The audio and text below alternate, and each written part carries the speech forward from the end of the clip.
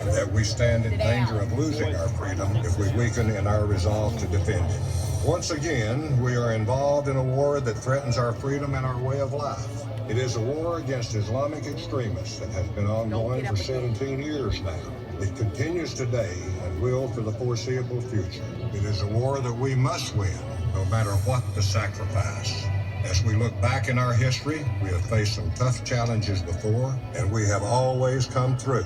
No one has any control over where they are born, but we are so fortunate as Americans to have been born in this great nation with all the blessings of freedom and liberty that we too often take for granted. In my judgment, God intended freedom for every human being born on this earth. We have preserved our nation and freedom for 242 years only by the service and sacrifice of these brave men and women who valued freedom above all else, just as all those who are serving today do.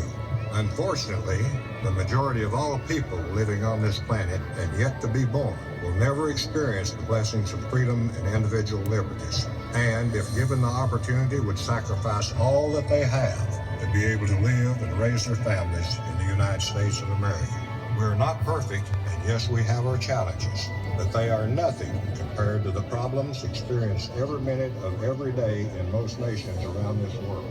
We enjoy our freedoms today because over 27 million Americans have served our nation, and 1.25 million have given their lives in the hope and belief that America would always remain a land of liberty and peace because of their service and sacrifice.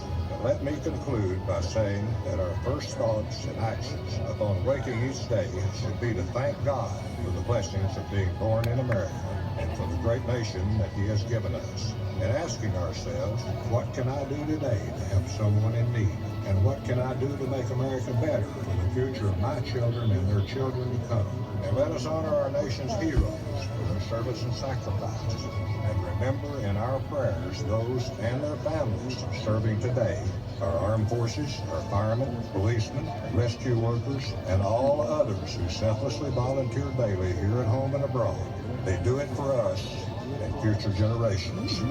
Now, I ask you to join me, General Carl Steiner, in celebrating the 242nd birthday of our great nation by honoring all those who have given their lives for the preservation of our freedom and liberties. We are the benefactors of their service and sacrifice, and their legacy must be preserved and honored forever. Ladies and gentlemen, would you please stand for the playing of taps and remain standing for the 21-gun salute, which will be followed by the fireworks show, Fire on the Water. Thank you, and may God continue to bless you and our great nation. Yeah, you libtards.